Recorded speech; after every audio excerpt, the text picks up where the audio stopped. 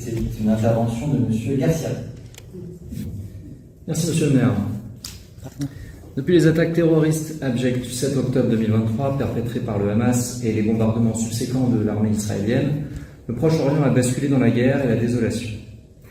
Les récentes frappes américaines sur l'Iran, hors de tout mandat international, ont ajouté à cette profonde instabilité. Depuis 1 an et demi, le gouvernement de Benyamin Netanyahou se livre à une surenchère dans la bande de Gaza, dont les premières victimes sont les civils palestiniens les plus fragiles. Depuis l'élection de Donald Trump, le discours tenu est devenu celui de l'effacement d'un peuple, de la destruction de son habitat, à sa déportation en masse hors de ses terres. Les faits sont terrifiants, 50 000 morts, une famine et des épidémies en ce moment même qui affectent tout particulièrement les enfants. Les observateurs qualifient les faits de crimes contre l'humanité et d'épuration ethnique.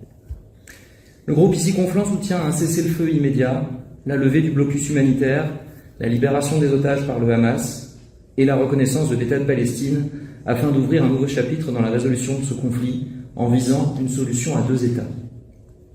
En tant qu'élus de notre République, nous ne pouvons rester inactifs face à cette situation qui préoccupe nos concitoyens. Nous pensons qu'à son échelle et dans les limites de son rôle, le Conseil municipal de Conflans-Sainte-Honorine peut mettre en œuvre des mesures concrètes de solidarité. Nous formons le vœu que la commune de Conflans-Sainte-Honorine verse une subvention de 5 000 € à l'UNICEF pour une aide humanitaire d'urgence à la population civile de Gaza. Je vous remercie. Merci M. Garcia pour l'information de ce vœu. Je vais d'abord dire aujourd'hui ma tristesse profonde, sincère, douloureuse. Tristesse pour les victimes de Gaza, comme j'ai été pour les victimes de l'explosion de Beyrouth, pour les civils ukrainiens sous les bombes, pour toutes les vies arrachées dans des conflits qui dépassent les peuples et les droits des innocents. Le conflit qui oppose aujourd'hui le Hamas au gouvernement israélien est tragique à bien des égards. Il fait couler le sang des civils palestiniens, mais également israéliens.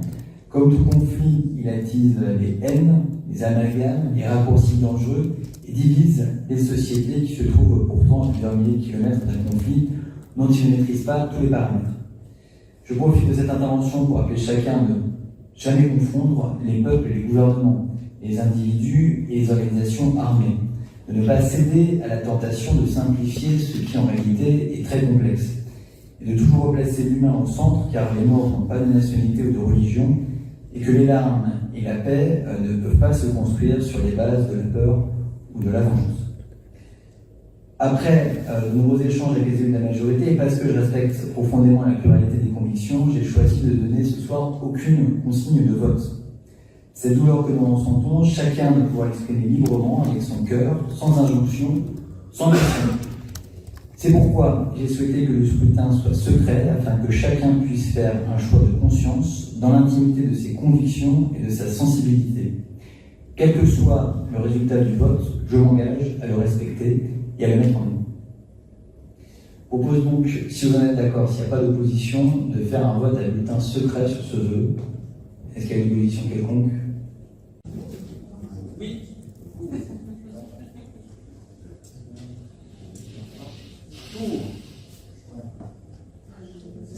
Désolé.